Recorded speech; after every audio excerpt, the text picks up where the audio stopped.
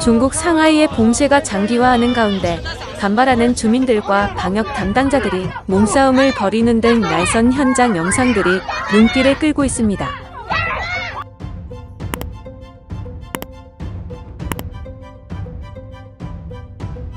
7일 세계일보에 따르면 중국 상하이 내에서 방역 담당자들이 상하이 봉쇄는 과잉 대응이라며 반발하는 움직임을 보인다는 보도가 전해졌습니다. 이들은 여기가 상하이인가 지옥인가라는 자조 섞인 한탄을 쏟아내고 있다는데요. 실제로 현지에선 장기간 봉쇄로 주민들 간 식료품을 차지하기 위한 혼란이 커지면서 곳곳에서 몸싸움이 벌어지는 등 한계에 봉착한 조짐이 보이고 있습니다.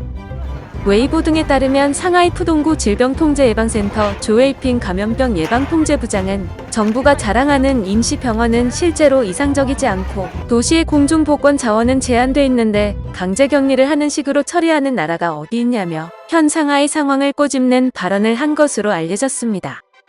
그는 이러한 과잉 대응에 대해 오미크론 감염자는 가벼운 증상을 보이는데 정부에서 발표하는 무증상 감염자 수가 대중에게 불필요한 공황을 일으키고 있다고 지적했습니다.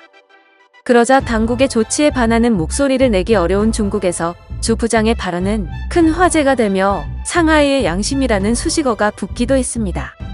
특히 주 부장의 우려대로 봉쇄가 길어지면서 격리된 이들이 물품 확보를 위해 난투극을 벌이는 등 2022년 상하이로 보이지 않는 혼란이 곳곳에서 발생하고 있습니다.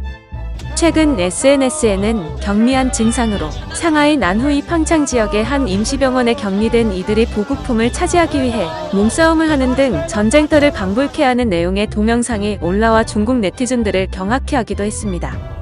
또한 확진자의 경우 어린 아기들과 엄마들조차 서로 분리돼 만날 수 없는 상황이라는 증언도 나왔습니다.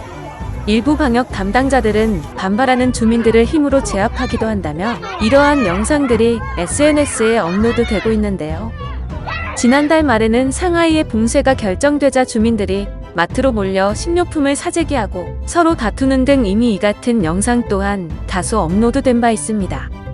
중국 네티즌들은 동영상에 대해 동포들이 코로나19에 걸렸다는 이유로 왜 이런 비인간적인 대우를 견뎌야 하냐, 여기가 상하이입니까? 아니면 지옥입니까? 라며 전혀 통제되지 않는 모습을 한탄했습니다. 한편 전날 하루 중국 내 코로나19 신규 감염자 수는 22,995명으로 사흘째 역대 최고치를 기록한 것으로 나타났습니다. 특히 상하이는 19,982명으로 감염자 수가 2만 명에 육박했습니다. 영상을 시청해주셔서 감사합니다. 여러분의 좋아요, 구독은 큰 힘이 됩니다. 지금까지 뉴스킹이었습니다.